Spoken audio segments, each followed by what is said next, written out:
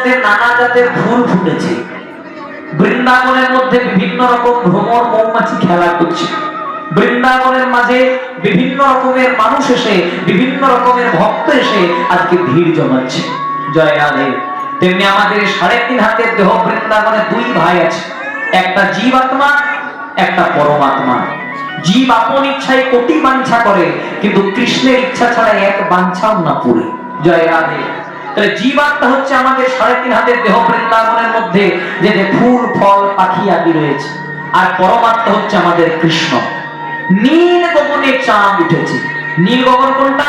আমাদের ভক্তের হৃদয় রূপী নীল গগন। আর চাঁদ উঠেছে, চাঁদ কোনটা?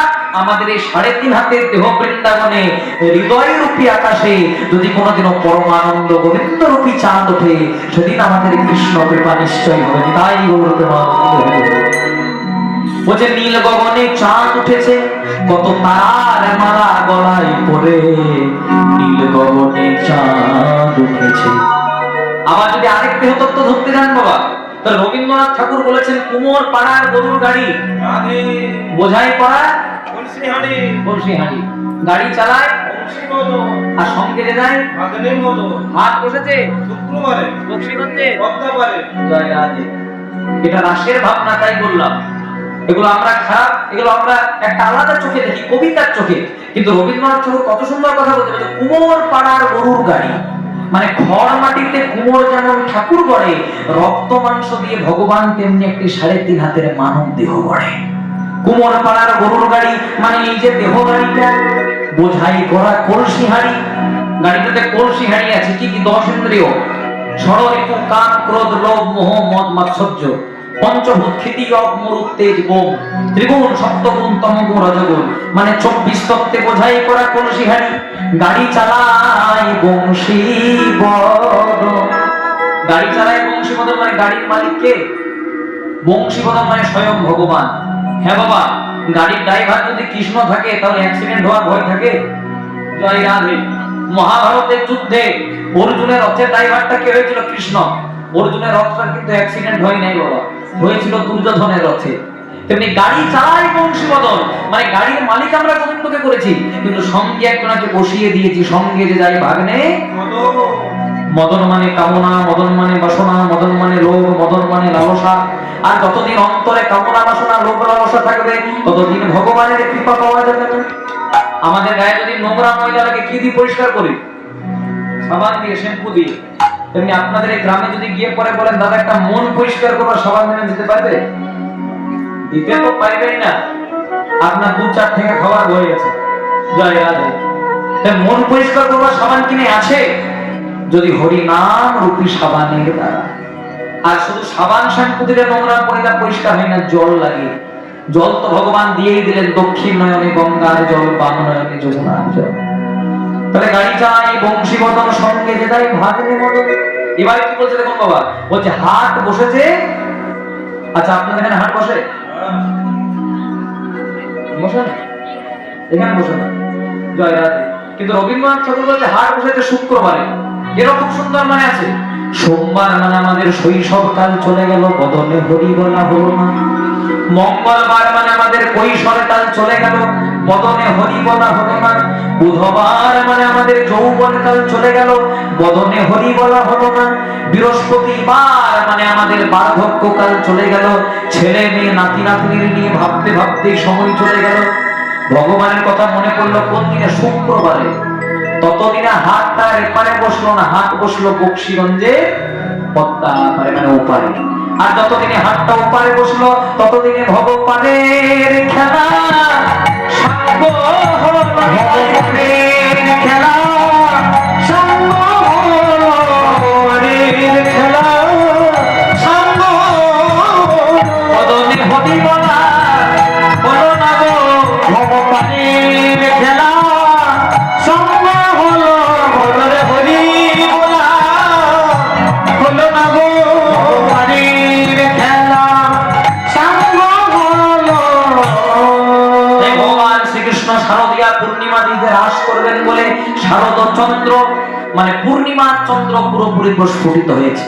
পবন মন্দ মানে মন্দ মন্দ পবন বইছে, মানে ধীরে ধীরে বাতাস বইছে।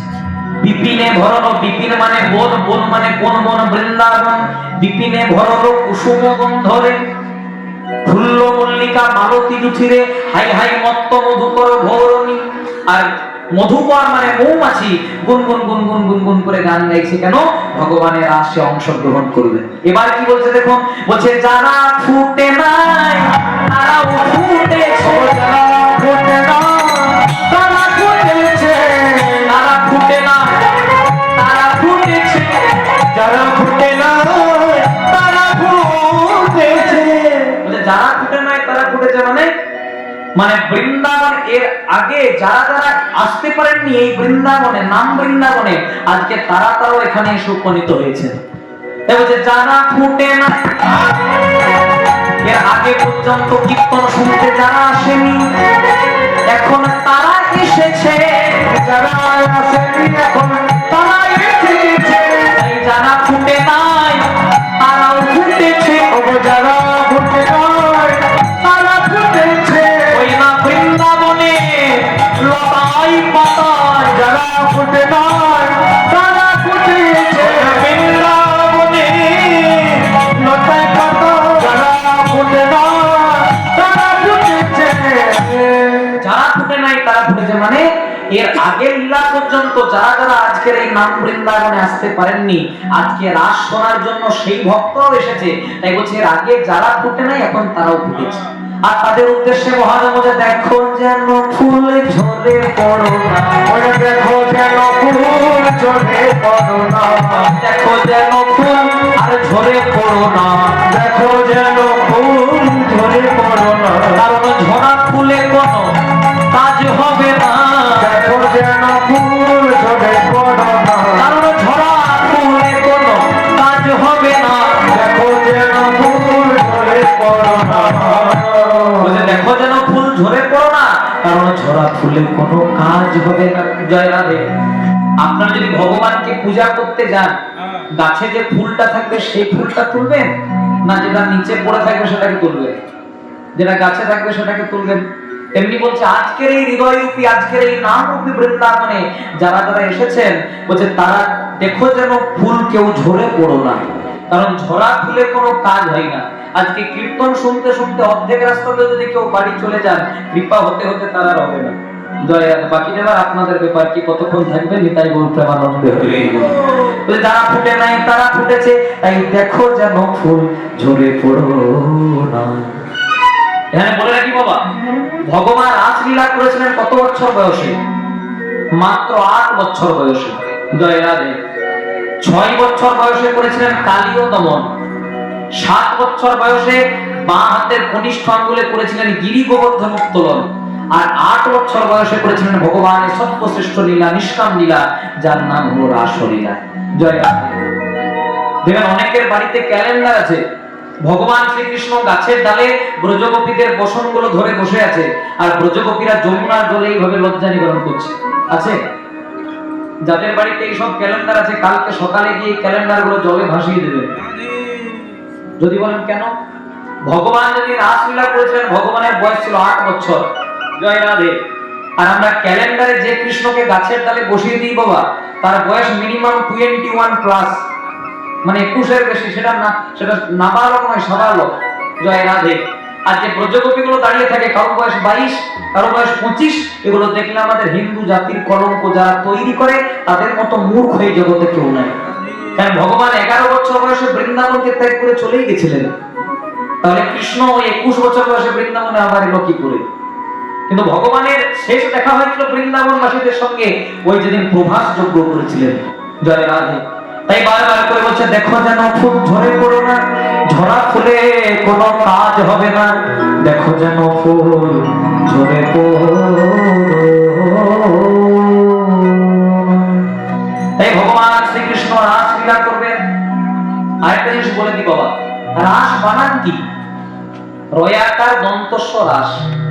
রয়ে হয় জীবাত্মা, দন্তস্ব হয় পরমাত্মা, আর তার মাঝে আকার, মানে জীবাত্মা পরমাত্মা পূর্ণ মিলনের নাম রাস। ভক্ত ভগবানের পূর্ণ মিলনের নাম রাস। তাই ভক্ত যদি একাগ্র চিত্তে ভগবানের চরণে যায়, সেটাই হয় আমাদের কলিকালে ভক্তি রাসলীলা। তাই সারা কার্তিক কার্তিক মাস ধরে ব্রজগোপীরা কাত্যায়নীকে ডাকছেন কেমন ভাবে? বলে হে যোগমায়া প্রণাম তোমার, হে যোগমায়া প্রণাম তোমার, হে যোগমায়া প্রণাম তোমার, হে যোগমায়া প্রণাম তোমার, হে যোগমায়া প্রণাম তোমার, হে যোগমায়া প্রণাম তোমার, হে যোগমায়া আশ্রয় নিরা, হে যোগমায়া প্রণাম তোমার, হে যোগমায়া আশ্রয় নিরা, হে যোগমায়া। রাধে চলুক কেন চলুক। হে যোগমায়া প্রণাম তোমার, হে যোগমায়া প্রণাম তোমার, হে যোগমায়া আশ্রয় নীলা, হে যোগমায়া আশ্রয় নীলা, হে মা কাত্যায়নী মহামায়ে महाजोगिन्नधेश्वरी नंद गोपन सुतन देवी पति में कुरुते नमो, पति में कुरुते नमो, पति में कुरुते नमो, पति में कुरुते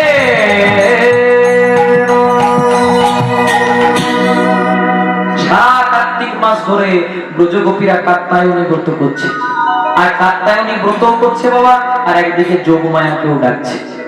দেখতে দেখতে যেই না 30 দিন পেরিয়ে গেছে, দেবী কাত্যায়নী মনে মনে চিন্তা করেন ব্রজগোপীরা সারা কার্তিক মাস ধরে ডাকছে, এদেরকে তো আমাকে দেখা দিতে হবে। কেন বাবা আপনাদের মনে প্রশ্ন জাগে না? ব্রজগোপীরা তো কৃষ্ণকে পাওয়ার জন্য ডাকছে, তাহলে যোগমায়াকে ডাকার কি দরকার? একদম ডাইরেক্ট তো কৃষ্ণকে ডাকতে পারতো, জয় রাধে। কিন্তু যোগমায়া ছাড়া কোনোদিনও কৃষ্ণ লীলা হয় না, এর প্রমাণ আছে। একদিন কৈলাস পর্বতে হর আর গৌরী বসে আছে, মানে ভোলানাথ আর পার্বতী। হঠাৎ পার্বতী লক্ষ্য করলেন ভোলানাথের ডান চোখ দিয়ে জল গড়িয়ে গড়িয়ে পড়ছে। পার্বতী বলেন, স্বামী তোমার নাম ভবন ভোলা মহাদেব, তুমি নিত্য নিত্য আনন্দে থাকো, তোমার আনন্দের কোনো সীমা থাকে না, তাহলে আজকে তোমার ডান চোখ দিয়ে জল কেন? ভোলানাথ বলেন, পার্বতী শাস্ত্র মতে আমার গুরু রাম, রামের গুরু শিব আর শিবের গুরু রাম, এর রিলেশন আপনি ত্রিজগতে কোথাও পাবেন না, ওই এক জায়গাতেই পাবেন, জয় রাধে। শাস্ত্র মতে আমার গুরু রাম পঞ্চবটী বনে প্রিয়তমা পত্নী সীতাকে হারিয়েছে, রাবণ রাজা সীতাকে হরণ করে নিয়ে চলে গেছে, আর সীতার বিরহে রাম কেঁদে কেঁদে বলছে, সীতা জ্ঞান সীতা ধ্যান সীতা চিন্তামণি, আর সীতা ছাড়া আমি যেন মনি হারা ফলি। তাই রাম তো আমার গুরু, আমি আমার গুরুদেবকে আমার দক্ষিণ দিকটি মানে ডান দিকটি সমর্পণ করেছি, তাই রাম যখন কাঁদছে আমার ডান চোখ দিয়েও জল গড়িয়ে গড়িয়ে পড়ছে। পার্বতী বললেন, প্রভু স্বামী রাম যে তোমার গুরু, কই তুমি তো আমাকে আগে বলো নাই। বলছে, কেন? রাম যদি তোমার গুরু হয়, আমি তোমার অর্ধাঙ্গিনী, মানে রাম আমারও গুরু, রাম কেমন তোমার গুরু, রাম কেমন আমার গুরু, আজকে রামকে আমি পরীক্ষা করতে যাব। যাওয়ার সময় বারবার করে ভোলানাথ বলেন, পার্বতী ও আমার গুরু রাম, ওকে পরীক্ষা করতে যেও না। কিন্তু পার্বতী মানল না বাবা। রামকে পরীক্ষা করার জন্য পার্বতী নকল সীতা সাজলো, সীতাকে রাবণ হরণ করে নিয়ে চলে গেছিল, কিন্তু মাথা থেকে পা পর্যন্ত একদম হুবহু সীতার মতো করে সাজলো। সীতার মতো করে সেজে যেখানে রামচন্দ্র কাঁদছিল, হাত দুটিকে জোর করে দাঁড়িয়ে দিল। প্রথমেই দেখতে পেল কে বাবা? রামের ভাই লক্ষণ। লক্ষণ দেখতে পেয়ে রামকে বলছে, দাদা আমাদের বৌদি সীতা ফিরে চলে এসেছে, আর কান্নাকান্দি করো না বাবা, তাড়াতাড়ি চলো। যেই না রামচন্দ্র গেলেন, একটা কথাও বললেন না, প্রথমে আপাত মস্তক নিরীক্ষণ করলেন, মানে পা থেকে মাথা পর্যন্ত দেখলেন। দেখার পর হাত দুটিকে জোর করে বলছে, মাগো জানো কি কোথায় আছে মোর জানকী? মাগো জানো কি, তুমি কি জানো কোথায় আছে মোর জানকী, কোথায় আছে আমার সীতা? পার্বতী বললেন, কেন প্রভু? এই তো আমি তোমার জানো কি, এই তো আমি তোমার সাথে ছি ছি ছি মা, এমন কথা বলতে নেই। তুমি আমার গুরু পত্নী পার্বতী, তুমি আমাকে পরীক্ষা করার জন্য এসেছো। পার্বতী বলছে, তাহলে তুমি বুঝলে কি করে? সঙ্গে সঙ্গে রামচন্দ্র বলেন, সকলকে ফাঁকি দেওয়া যায়, আমাকে যে ফাঁকি দেওয়া যায় না। বলছে, কি করে বুঝলে সেটা তো বলো। বলছে, কি করে বুঝলাম জানো?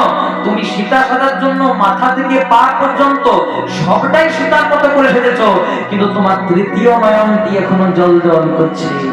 পার্বতীর কটি নয়ন বাবা? তিনটি। আর সীতার কটি নয়ন? দুটি। তাই তুমি সীতা সাজার জন্য মাথা থেকে পা পর্যন্ত সবটাই সীতার মতো করে সেজেছো, কিন্তু তোমার তৃতীয় নয়নে তুমি ধরা পড়ে গেলে মা। আজকে তোমার মনে বিষ্ণু প্রেম জাগরিত হয়েছে, কিন্তু এ যুগে আমি মর্যাদা পুরুষোত্তম শ্রীরামচন্দ্র, কারণ সীতার বাবা জনক রাজাকে কথা দিয়েছি, আপনার মেয়ে ব্যতীত আমি অন্য কাউকে প্রেমের চোখে তাকাবো না। তাই যখন কথা দিয়েছি, এই যুগে আমি তোমার মনোবাসনা পূর্ণ করতে পারবো না। এরপরে হবে দাপর যুগ, সেই দাপরে আমি হব লীলা পুরুষোত্তম যোগেশ্বর কৃষ্ণ। আমি যখন বৃন্দাবনে লীলা করব, তুমি ছাড়া আমার লীলা হবে না।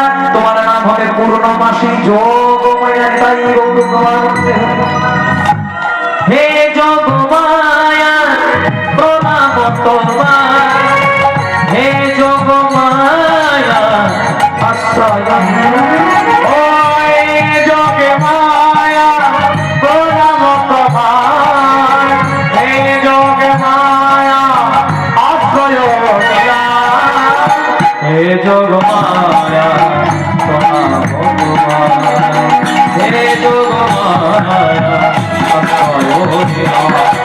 হে যোগমায়া প্রণাম তোমায়, হে যোগমায়া আশ্রয় দিলা, হে যোগমায়া প্রণাম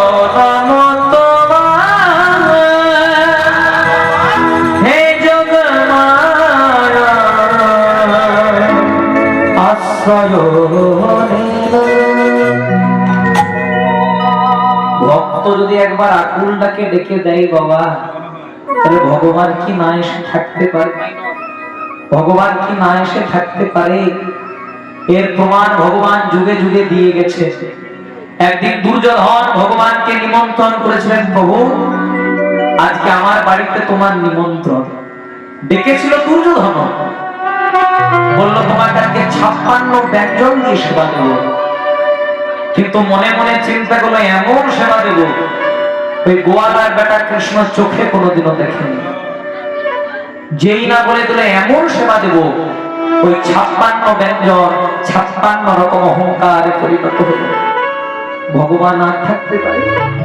ভগবান দুর্যোধনকে মনে মনে বললেন, দুর্যোধন তোমার অহংকারে যদি আমি তোমার কাছে যাই, সবাই বলবে অহংকার করলেও আমাকে পাওয়া যায়, কিন্তু আপনি আচরি ধর্ম জীবেরই শেখায়, আপনি না আচরিলে জীবকে শেখানো না।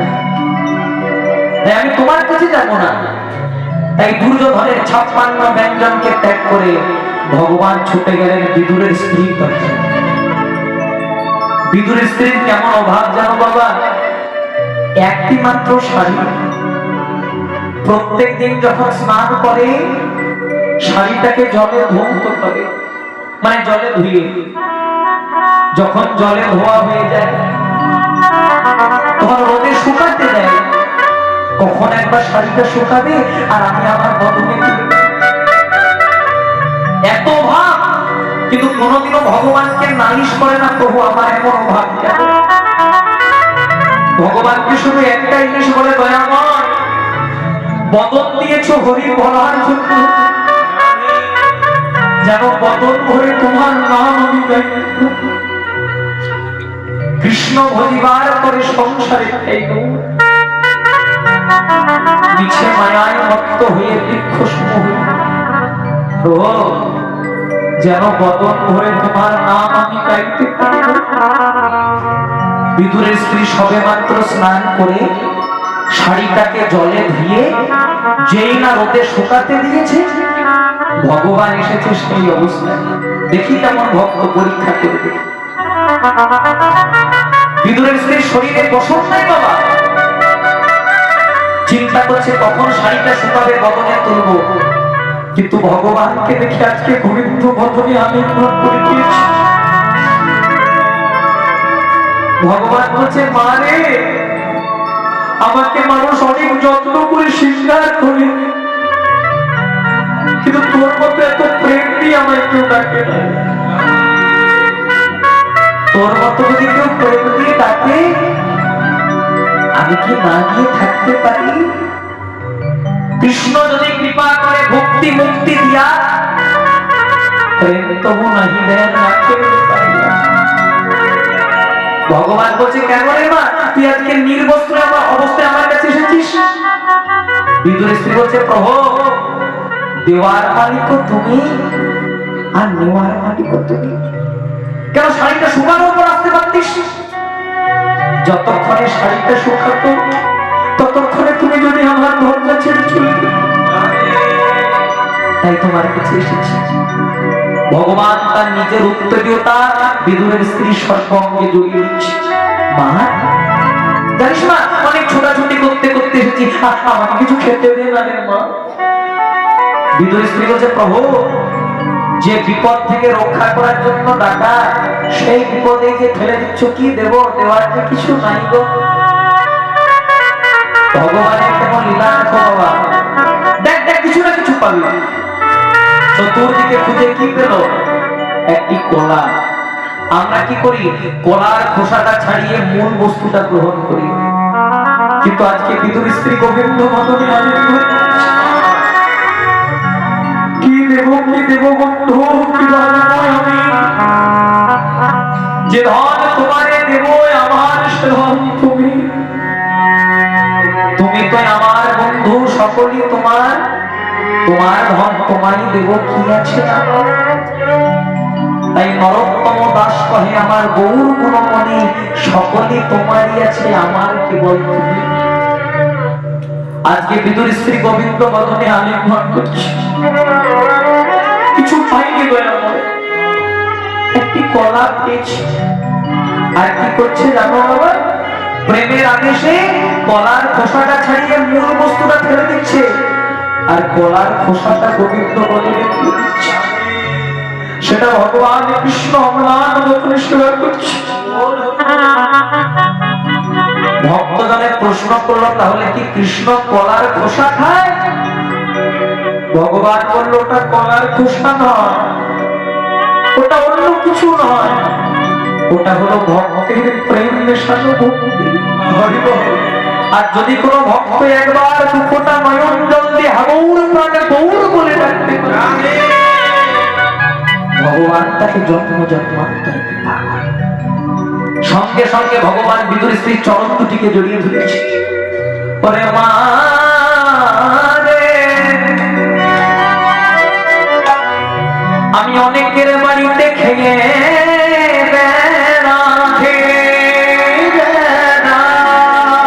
কেউ আমায় চিড়ে কলা বাতাসা ছাড়ানো বনি দিয়ে সেবা নেয়, কিন্তু তোর মতো এমন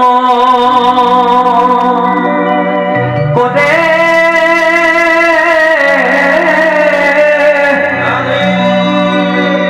তোর মতো এমন করে আমায় কেউ খাওয়ায় না।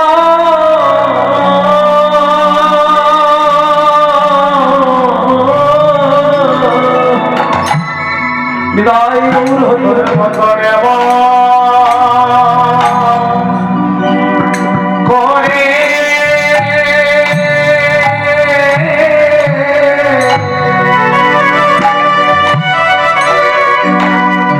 অনেকে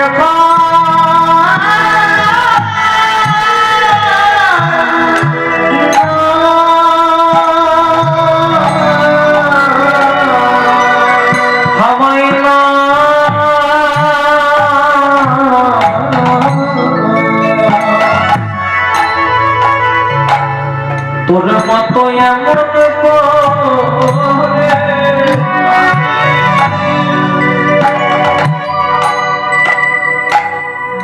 তোর মতো এমন করে কেউ খাওয়াই না।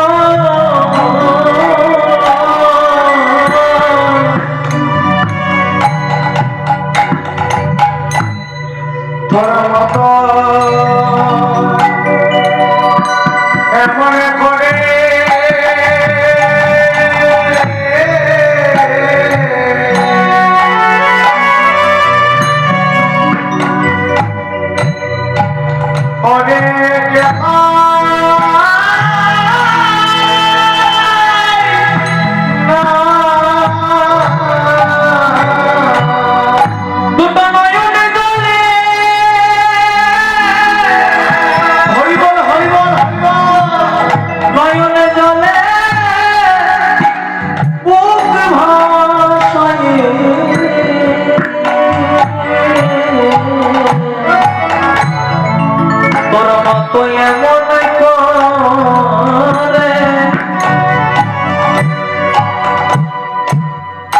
আমায় কেউ খাওয়ায়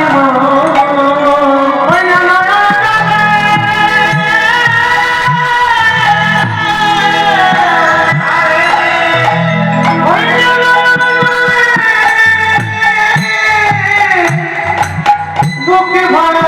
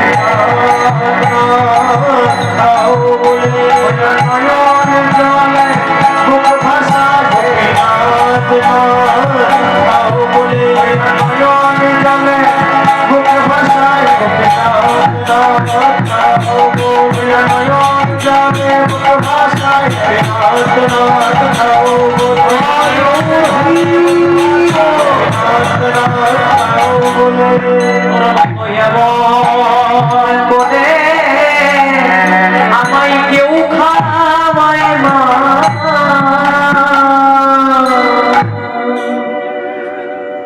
কৃষ্ণ যদি কৃপা করে ভক্তি মুক্তি দিয়ে প্রেম তো নাহি রাখে তাই ব্রজগোপীরা সারা কার্তিক মাস ধরে আজকে কাত্যায়নীকে ব্রত করে সন্তুষ্ট করলেন। কাত্যায়নী বলছে হ্যাঁ রে মা সারা কার্তিক মাস ধরে তো ডাকলি, কি চাস? বলে কি চাই জানো মা? আমরা ধন চাই না, যৌবন চাই না, জল চাই না, শুধু একটাই জিনিস চাই, দেমানন্দ রাজা নন্দনে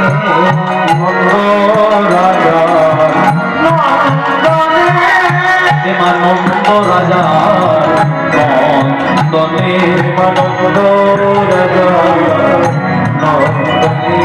আমরা ধনে জলে কিছু চাই না পাবো,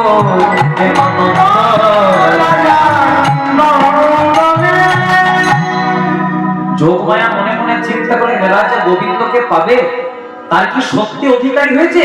তাই কিছুক্ষণের জন্য যোগমায়া অন্তর্ধ্যান হয়ে আর যেই অন্তর্ধ্যান হয়ে গেলে ব্রজগোপীরা মনে মনে চিন্তা করলো, সারা কার্তিক মাস ধরে আমরা কাত্যায়নী ব্রত করে কাত্যায়নীকে সন্তুষ্ট করলাম, যদি কাত্যায়নের কৃপা না হয় তাহলে যে যোগমায়া কৃপা না হলে কোনোদিনও গোবিন্দকে পাবো না। তাই শুরু করলেন মাতৃবন্দনা। ও মায়ের ধ্বনি বাবার হয়ে ধ্বনি করবেন, সর্বমঙ্গল মঙ্গলে শিবে সর্বার্থ स्वाधिके स्वरण्ये त्र्यंबके गौरी नारायणे नमस्तुते सृष्टि स्थिति विनाशान शक्तिभूते सनातनी पूर्णश्रये पूर्णमये नारायणे नमस्तुते कनिष्ठाकालोवादने पुण्यमाला विभूषणे चामुण्डे पुण्यवचने देवी नमस्तुते जयन्ती मंगलाकाली भद्रकाली कपालिनी दुर्गा श्री समाधत्रे सरस्वता नमोस्तुते या देवी सर्वभूतेषु मातृरूपेण संस्थिता नमस्ते नमस्ते नमस्ते नमो नमः या देवी सर्वभूतेषु ज्ञानरूपेण संस्थिता नमस्ते नमस्ते नमो नमः या देवी सर्वभूतेषु चिन्नमस्कारूपेण संस्थिता नमस्ते नमो नमः या देवी सर्वभूतेषु दुर्गारूपेण संस्थिता नमस्ते नमो नमः या देवी सर्वभूतेषु मातृरूपेण संस्थिता नमस्ते नमो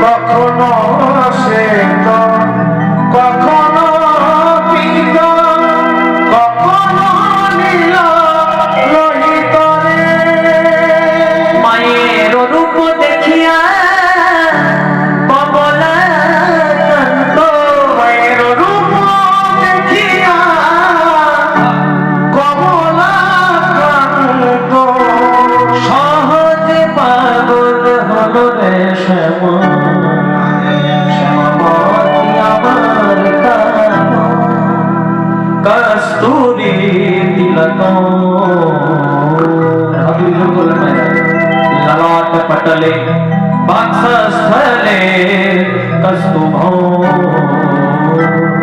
सर्वागे हरिचन्दनो सुललित कंठे च मुक्तावली कस्तूरी तिलको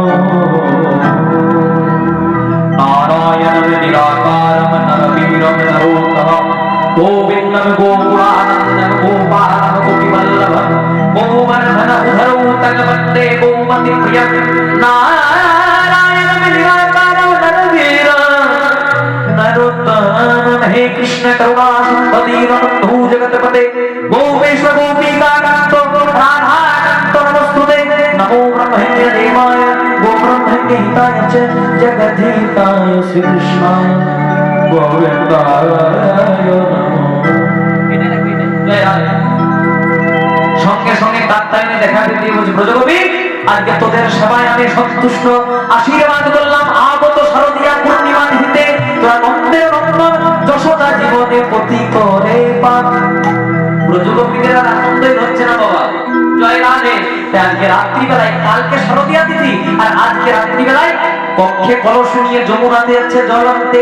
চলো যাই গাগরি ভরণে, চলো না গরি, চলো যাই যমুনায় জল আনিতে।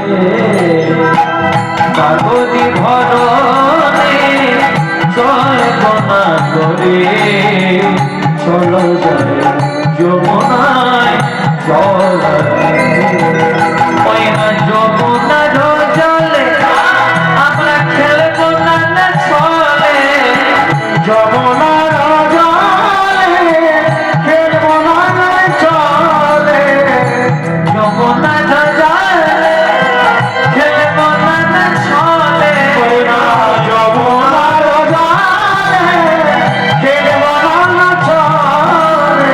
আর ঘরে ফিরে আসবো না, ঘরে ফিরে আসবো না, ঘরে ফিরে আসবো না, ঘরে ফিরে আসবো না। দেখা না পেলে চলো যাই যমুনায় জল আনিতে।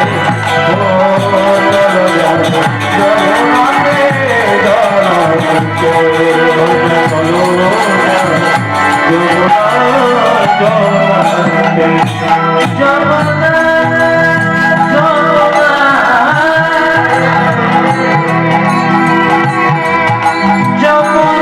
যমুনা যমুনা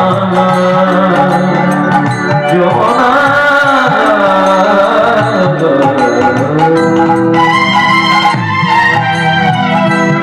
যে যমুনায় উজান হয়ে যায়,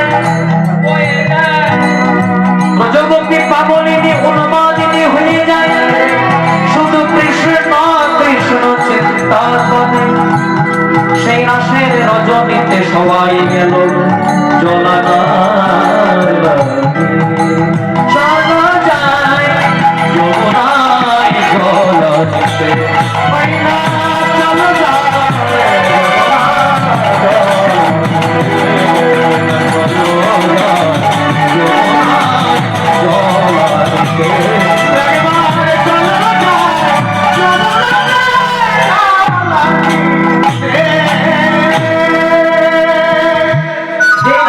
চলো যাই যমুনায় জল দিতে। সঙ্গে সঙ্গে ব্রজগোপীরা, ঠিক আছে বাবা, আজকে ব্রজগোপীরা আজকে যমুনার জলে আজকে জলকেলি করতে শুরু করেছে আর বসনগুলো নামিয়ে রেখেছে যমুনার ঘাটে। কৃষ্ণ মনে মনে চিন্তা করলো, যোগমায়া তো পরীক্ষা করেছে, এবার তো আমাকে একবার পরীক্ষা করতে হবে। আর মেয়েদের সবচেয়ে বড় লজ্জার জিনিস হচ্ছে তাদের বসন। জয় রাধে। দেহে যদি বসন না থাকে, লজ্জা যদি না থাকে বাবা, তাহলে মেয়েদের কোনো ভূমিকা নাই। তা হেতে কি আজকে ব্রজগোপীদের বসন গুলো ব্রজগোপীরা নামিয়ে রেখেছিল যমুনার ঘাটে। গোবিন্দ চন্দ্র করলেন কি, এক একটা বসনকে ধরে পড়ে গাছের ডালে চাপিয়ে আজকে মোহন মুরলীটি বাজাতে শুরু করলেন।